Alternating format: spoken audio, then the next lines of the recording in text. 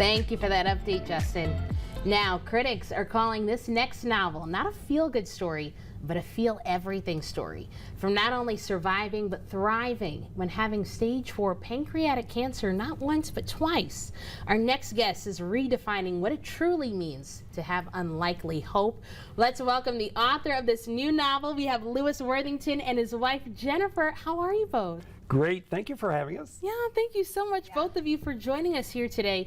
Now, Lou, your life is quite an incredible testimony. It is one thing to survive pancreatic cancer twice, but want to share that message in a book in hopes that it helps someone else is truly something so inspiring and so powerful. But can you take us back to that moment when you first found out that you had stage 4 pancreatic cancer? Oh, that moment. Yes. Yeah.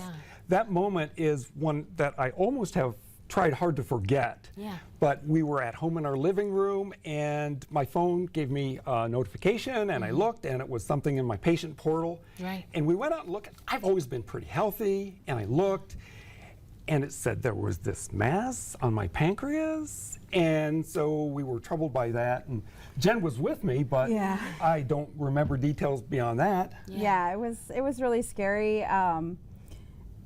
The CAT scan that he had was supposed to just be routine to rule out anything crazy, and it got dropped in on a Sunday evening. Wow.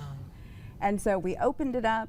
It said that there was this soup can sized mass in the middle of his pancreas, and that it looked like it had spread to lymph nodes and there were spots on his liver. And it was Sunday evening. We didn't have anything to do, so we Googled.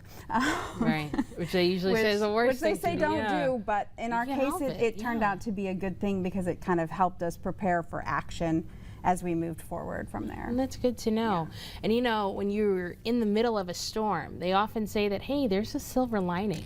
So where and when did you both discover that silver lining? Oh, that was tough because when treatments started, it was a type of chemo that really beat me up.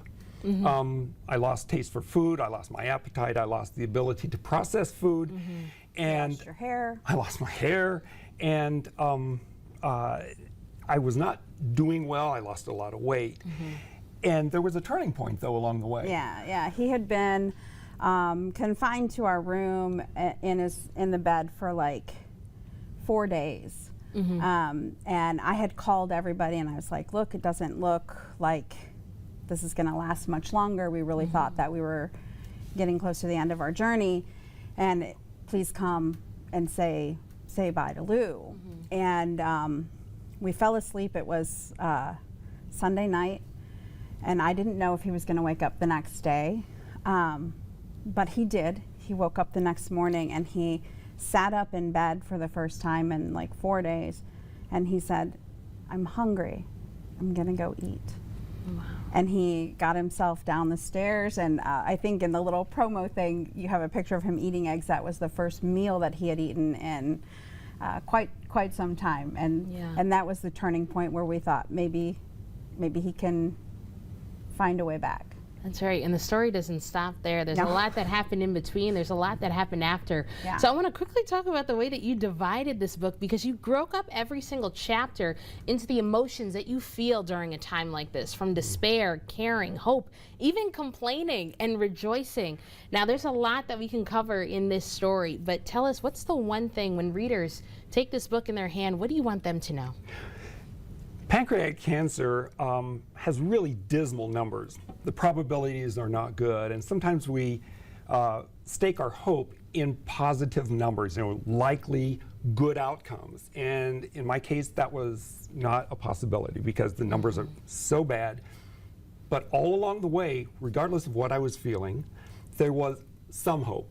Sometimes not a lot, statistically not a lot, but there was some hope. And so if I could just cling on to that, that would keep me going, because if I didn't do that, then the negative outcome was probably already predetermined.